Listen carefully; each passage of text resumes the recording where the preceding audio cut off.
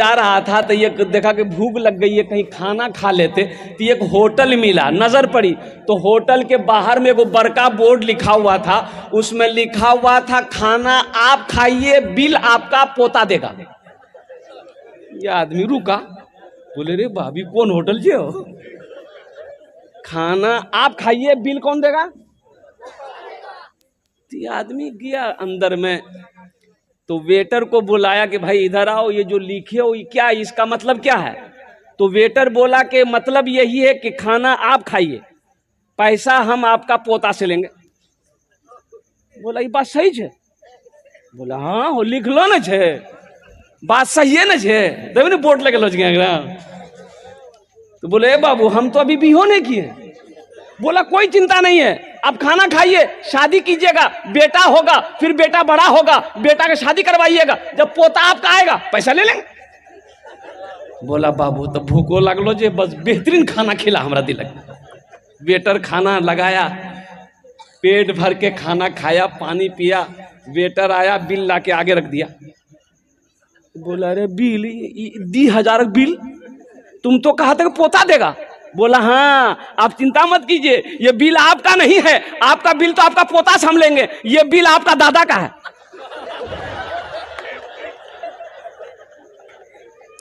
इस मोबाइल ने अल्हम्दुलिल्लाह हमारे नौजवानों की रातों की नींदें खत्म कर दी। अफसोस का मकाम है 3 बजे तक 2 बजे रात तक हमारा ये बच्चा नौजवान बिस्तरों पे करवटे बदलता रहता है, नींद इसकी आंखों में नहीं है। इसकी वजह यही है कि मोबाइल उसे सोने नहीं दे रहा है। ये फजर की नमाज पढ़ेगा कहां से।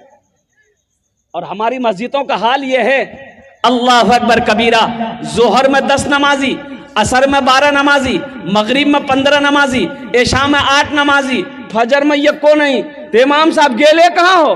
बोले सब पलंग तोड़ रहा है। वो कौम तरक्की करेगी। अरे बोलो वो कौम तरक्की करेगी। क्या अल्लाह सोने के लिए पैदा किया दुनिया में।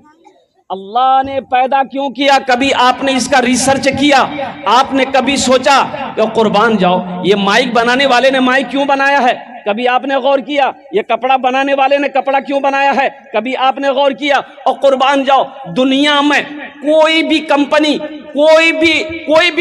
कोई काम जब करती है तो कुछ सोच समझ कर करती है। आप जलसे में क्यों आए, आपका भी मकसद है। ये माइक क्यों लगाया गया, इसका भी मकसद है। और कुर्बान जाओ कि इससे आवाज अच्छी निकलेगी, दूर तक आवाजें जाएगी, लोग इसे सुनेंगे। कुर्बान जाओ आप क्यों आए, हम के उलमा के बयान को सुनेंगे, शोरा के नातो मनकबत को सुनेंगे, हमें सवाब होगा।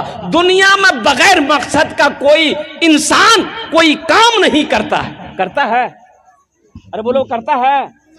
तो वो अल्लाह जो हमें पैदा किया का बगैर मकसद पैदा कर दिया। बोले जो अखो चादर ओढ़ी के सुतो,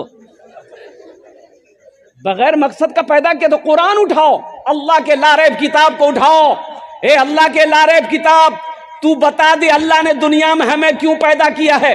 तो अल्लाह का कुरान जवाब देगा, वमा खलक़तुल जिन्ना वल इंसा इल्ला लियअबुदून। मेरा अल्लाह कहता है कि हम तुम्हें बेकार पैदा नहीं किए, सिर्फ खाने के लिए पैदा नहीं किए हैं, सोने के लिए पैदा नहीं किए हैं। मैंने तुम्हें क्यों पैदा किया, मैंने जिन्नात और इंसान को सिर्फ और सिर्फ अपनी इबादत के लिए पैदा किया।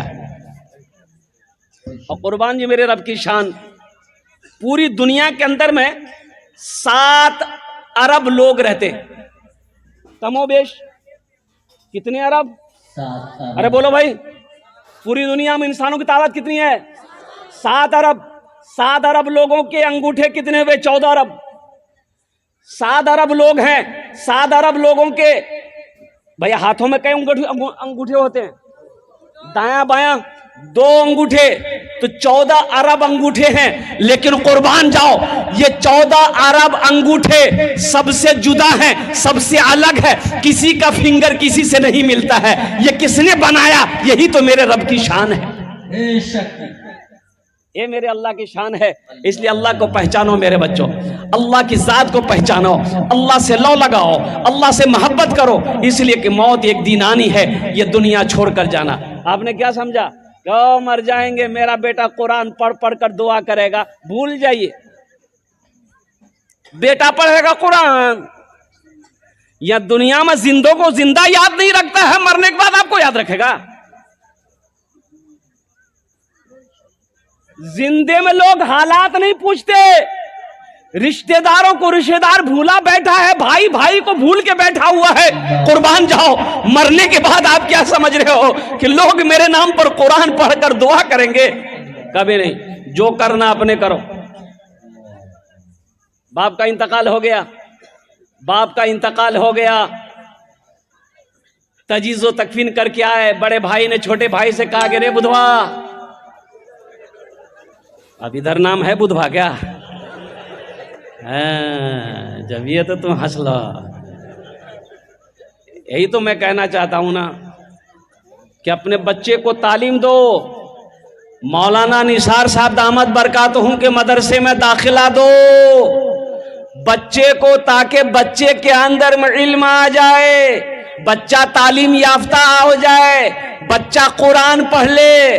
और कुर्बान जाओ, ये बच्चे को कुरान पढ़ा दोगे, अल्लाह कयामत के दिन तेरे सर पे नूर का ताज सजा देगा। नूर की ताज सजाएगा अल्लाह तेरे सर पर। कुर्बान जाओ। मैं उस मौजू पर आना चाहता हूं। तो मैं कह रहा था कि बाप, अब वो बुधवा नाम है कि नहीं है? बुधवा नाम है। अच्छा, किसी का नाम अगर होगा तो देखिए तकलीफ मत मानिएगा। यहाँ तो होता यह है कि मौलाना निसार साहब, मुफ्ती शमशीर साहब दामद बरकातहुम, हमारे जितने भी अकाबिरीन उलमाए किराम बैठे हैं, बच्चा घर में पैदा हुआ तो मौलवी साहब से की पूछवो हो? अरे दादो छे ने, दादो नाम रखते। ए दादो, लड़का भेलो जे नाम रखी था? बोला अच्छा ठीक छे, नाम रखी दो। आज कौन दिन छे? बोले जुमा। बोले कर नाम रखी देन जुम्मन मियाँ। शनिचर शनिचरा, इतवार इतवारी, सोमवार सोमवारी। अब मंगल को बच्चा पैदा हो गया, बोले एक नाम रखी देन मंगरू बजेती डमरू। अब बुध को बच्चा पैदा हो गया, बोले फाइनल नाम, बोले एक नाम रखी देन बुधवा। अब देखिएगा जिसका नाम बुधवा होगा उसको बुलाइएगा, इधर जाएगा उधर। अल्लाह के रसूल की हदीस आपने नहीं पढ़ी? अल्लाह के नबी ने इरशाद फरमाया, अपने बच्चों के अच्छे नाम रखो, नाम का जात पर असर होता है। ये कहां, ये कौन बताएगा? बच्चे का अच्छा नाम रखो, नाम का जात पर असर होता है, ये कौन बताएगा? ये चटाई पर बैठकर मदरसा दारुल उलूम सिद्दीकिया नूर नगर राजधानी में चटाई पर बैठकर मौलाना निसार साहब ही बता सकते हैं। ये कॉलेज या यूनिवर्सिटी में पढ़ाने वाले नहीं बता पाएंगे। उसे क्या मालूम? उसे तो खुद पता नहीं है। उसे खुद पता नहीं माँ का मकाम क्या है, उसे खुद पता नहीं बाप का मकाम क्या है। वो तुम्हें क्या बताएगा? ये बताएगा वो जिसने कुरान पढ़ा है, जिसने हदीस पढ़ी है, वो बताएगा माँ बाप का मकाम क्या है, माँ का मकाम क्या है, खाला का मकाम क्या है, रिश्तेदारों का मकाम क्या है। आप लोगों को पता है, एक सहाबी आया कि या रसूल अल्लाह, मैं जिहाद में जाना चाहता हूं। तो अल्लाह के नबी ने इरशाद फरमाया, तुम्हारी माँ है? कहा कि या रसूल अल्लाह, माँ इंतकाल कर गई। तेरा बाप है? या रसूल अल्लाह, बाप इंतकाल कर गया। कुर्बान जाओ। अल्लाह के रसूल इरशाद फरमाते, तुम्हारी खाला है? कहा या रसूल अल्लाह, खाला है। तो अल्लाह के नबी ने इरशाद फरमाया, जाओ अपनी खाला की खिदमत करो, अल्लाह तुम्हें जिहाद करने का सवाब अता फरमाएगा। सुभान अल्लाह। ये कौन बताएगा? बोलिए, अशफाक करीम साहब बताएगा? ये मुफ्ती शमशीर साहब बताएंगे आपको? मौलाना निसार साहब बताएंगे आपको? माँ का मकाम क्या है, खाला का मकाम क्या है, बाप का मकाम क्या है, रिश्तेदारों का मकाम क्या है, बहन की विरासत क्या है। मुसलमानों, ये दुनिया आरामगाह नहीं है, ये दुनिया तफरीगाह नहीं है, ये दुनिया ऐश व इशरत की जगह नहीं है, ये दुनिया तो इम्तिहान गाह है। ए बाबू, पहले मेरी तकरीर सुनो, फिर तुम तकरीर करते रहना, हम सुनते रहेंगे। एकदम चुपचाप मार के बैठे रहो।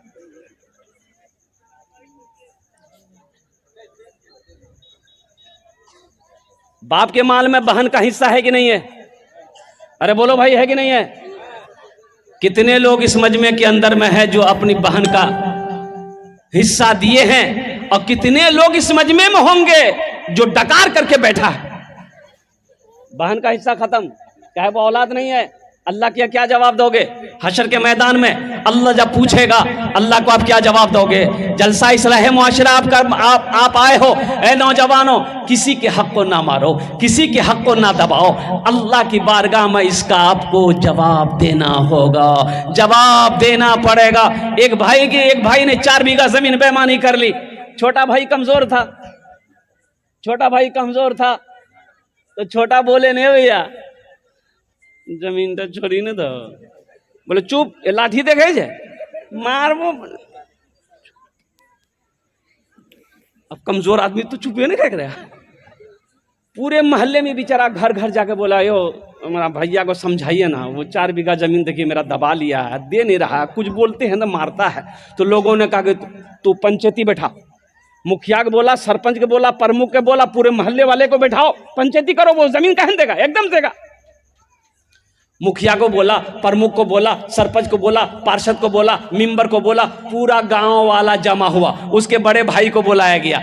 मुखिया जी बोला, अरे भाई ये तुम्हारा छोटा भाई है, इसकी जमीन दे दो। सरपंच साहब बोला, मुखिया साहब बोला, प्रमुख साहब बोला, पूरा मोहल्ला वाला बोला कि नहीं बात सही है, ये गलत है, छोटे भाई का जमीन नहीं दबाना चाहिए, तुम बड़े भाई हो, जमीन इसको तुम वापस कर दो। तो वो सबकी बात सुना खड़ा हुआ, बोला मुखिया जी हम आपकी भी बात मानते हैं, सरपंच साहब आपकी भी बात मानते हैं, पूरे मोहल्ले वाले आपकी भी बात मानते हैं, लेकिन हम जमीन नहीं देंगे। तो मान लो कहाँ। तो लोगों ने छोटे भाई को समझाया कि बाबू सब्र कर लो, नहीं देगा। ये बेईमान नंबर 1 है, जमीन नहीं देगा। छोटे भाई ने सब्र कर लिया कि इसका इंसाफ अल्लाह करेगा। कुछ दिन के बाद, कुछ महीनों के बाद हज का महीना आ गया। बड़े भाई ने सोचा थोड़ा हज कर लेते। ओहो, हज की पूरी मुकम्मल तैयारी हो गई और कुर्बान जाओ जिस दिन हज में निकलना था, सोचा कि थोड़ा सा हजरत से मुलाकात कर लें, मौलाना निसार साहब की दुआएं ले लेंगे, अल्लाह वाले हैं, इनकी दुआएं लग जाएगी, हम मक्का मदीना पहुंच जाएंगे, सफ़र आसान हो जाएगा। अब मदरसा दारुल उलूम, मौलाना निसार साहब के पास वो आदमी पहुंचा, सलाम किया, बैठा। तो मौलाना निसार साहब सारा वाक़े से वाकिफ़ थे, सारे वाक़े से वाकिफ़ थे मौलाना निसार साहब कि ये जो मेरे सामने में बैठा है बेईमान नंबर 1 है। अगर इम्तिहान बेईमानों का लिया जाए तो ये फर्स्ट डिवीजन में पास करेगा। तो मौलाना निसार साहब ने कहा कि कैसे बाबू, कैसे आना हुआ? बोले हे मौलवी साहब तोरा मालूम नहीं छो? बोले नहीं। बोले हम हज में जाइए हो? बोला अच्छा, हज में जा रहा तो पिछले का मामला फिट फाट है। बोला कि हजरत पीछे कौन मामला है, हम तो साफ सुथरा आदमी हैं। तो मौलाना निसार साहब को मालूम था कि अपने छोटे भाई का 4 बीघा जमीन बेईमानी किया है। तो हजरत ने कहा कि अपने भाई के जो 4 बीघा जमीन बेईमानी किए हो उसका, बोला अल्लाह हजरत उसी को माफ कराने तो हम जा रहे हैं। माफ होगा? अरे बोलो भाई माफ होगा और कुर्बान जाओ। हजरत ने जवाब दिया कि नादान, अरे तू नादा क्या कहते नाकल है, एक हज नहीं तू 50 हज भी कर लेगा, अल्लाह तेरे हज को उस वक्त तक कबूल नहीं करेगा जब तक बेईमानी की हुई जमीन अपने छोटे भाई की वापस नहीं कर देगा। इसलिए मुसलमानों, नौजवानों, ये दुनिया तफरी का नहीं है, ये दुनिया आराम का नहीं है, ये दुनिया ऐश व इशरत की जगह नहीं है, ये दुनिया इम्तिहान गाह है। यहां इम्तिहान दोगे, इसका रिजल्ट आखिरत में मेरा अल्लाह इनाम अता फरमाएगा, इसका रिजल्ट सुनाया जाएगा, इसका इनाम होगा जन्नतुल फिरदौस। इंशाअल्लाह जन्नत में जाएंगे, हाथ उठाओ इंशाअल्लाह। कहना जन्नत इतना सस्तो है? हाँ है, जन्नत सस्ती है। अल्लाह ने मोमिनों के लिए जन्नत बनाया है, अल्लाह ने मुसलमानों के लिए जन्नत बनाया है। अल्लाह ने जिसने कलमा तैयबा ला इलाहा इल्लल्लाह मुहम्मदुर रसूलुल्लाह पढ़ा है, अल्लाह ने उसके लिए जन्नत में तैयार कर। एक जगह से तकरीर करके उठे, एक आदमी बोले मौलवी साहब रुको, की बात बोले मौलवी साहब जन्नत में बीड़ी मिलते बीड़ी? उन्होंने कहा कि तौबा तौबा। क्या है भाई? बोले कि हजरत क्या करें, आदत बहुत खराब है हमारा, हमरो नहीं पिए छे ना, हमरा अच्छा नहीं लगे। तो हमने कहा कि जन्नत में तू बीड़ी पीहो तो जलाने के लिए जहन्नम जाना होगा। बोला बाप,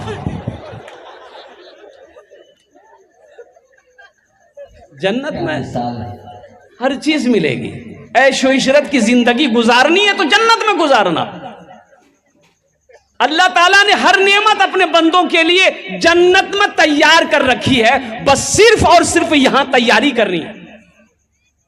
यहां तैयारी यहां करनी है, तैयारी यहां करनी है, और फिर ऐश ही ऐश है, मजे ही मजे हैं। कुर्बान जाओ, जन्नत में मौत नहीं है, जन्नत में नींद। अच्छा वहां सोना भी नहीं है जन्नत में? अरे बोलो भाई, सोना कब्र में, सोना तो कब्र में। तो कब्र में कौन सोएगा? जो यहां जगेगा वो कब्र में सोएगा, जो कब्र में सोने की यहां तैयारी करेगा वही कब्र में सोएगा। और जो यहां सो के अपनी उम्र गुजार दी, कुर्बान जाओ, तो कब्र में फिर ठोकैया हो। जन्नत में तो जाएंगे मुसलमान, जिसने कलमा तैयबा ला इलाहा इल्लल्लाह मुहम्मदुर रसूलुल्लाह पढ़ा है वो जन्नत में दाखिल होगा, लेकिन फरिश्ते पहले उसके बदन का मैल छुड़ाएगा, उसके बाद फिर अल्लाह जहन्नम से निकालेगा, दोज़ख से निकालेगा, उसके बाद फिर जन्नत में डालेगा। इसलिए नौजवानों, मुसलमानों, हम कहते हैं आखिरत की तैयारी करो, कब्र की तैयारी करो, हशर के मैदान की तैयारी करो। ये बच्चों मदरसा है, मस्जिद अल्लाह का घर है, मदरसा रसूलुल्लाह का घर है। मदरसा किसका घर है? देखिए, अपने बच्चे को आप मैट्रिक करा दिए, इंटर करा दिए, एमए करा दिए, बीए करा दिए, पीएचडी करवा दिए, एलएलबी करवा दो। यहां कटिहार नहीं, पटना नहीं, दिल्ली नहीं, लंदन ऑक्सफोर्ड में पढ़ा लो, और सुनो अमेरिका में पढ़ा लो, और सुनो जापान में पढ़ा लो, रूस में पढ़ा लो, हीरे जहरात खिला खिला कर अपने बेटे को पढ़ा लो। लेकिन सुनो, उलमा फरमाते हैं, अल्लाह का कुरान कह रहा है, हशर के मैदान में यही बेटा तुमको देखेगा, वो भाग जाएगा। बेटा देखेगा, अरे बोलो ना भाई, भाग जाएगा। बाप को देखेगा, बेटा भाग जाएगा हशर के मैदान में। ये अल्लाह का कुरान कह रहा है। बाप को बेटा देखेगा, भाग जाएगा।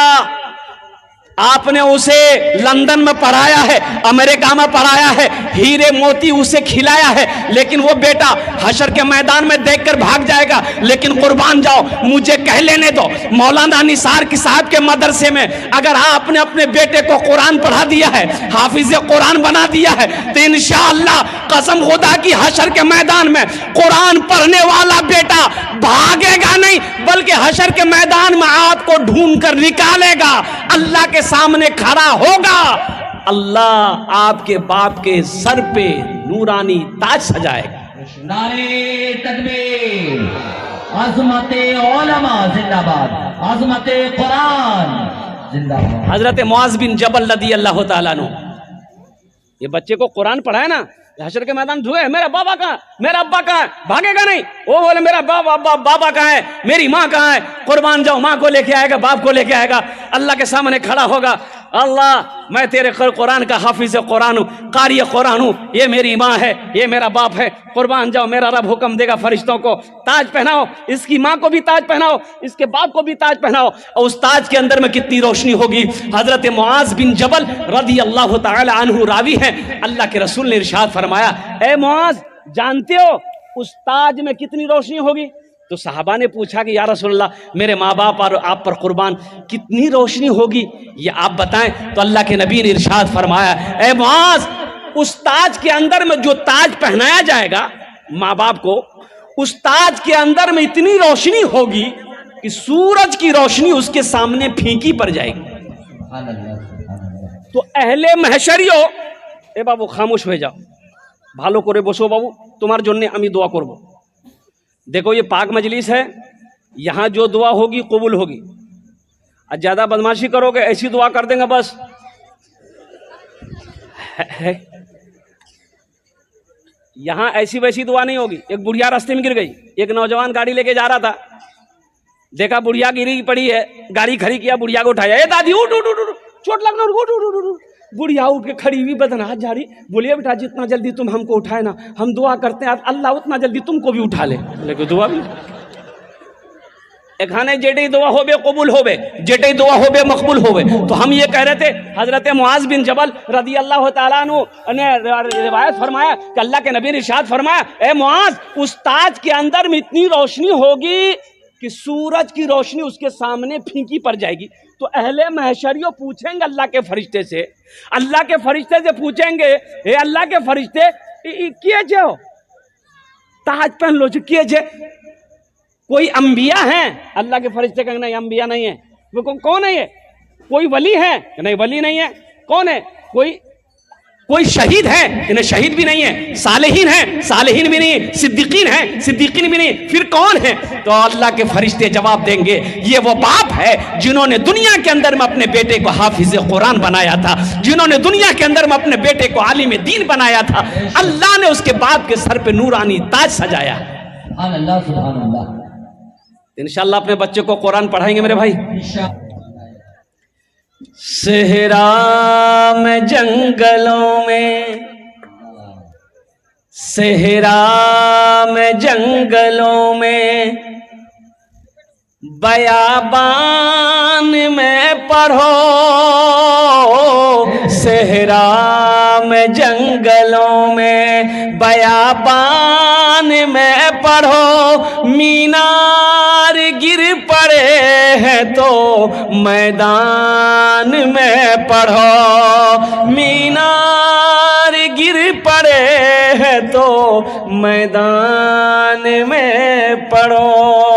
ये बेखबर नजूमी तुम्हें क्या बताएंगे, कल होने वाला क्या है, कल होने वाला क्या है, ये कुरान में पढ़ो, कल होने वाला क्या है, ये कुरान में पढ़ो।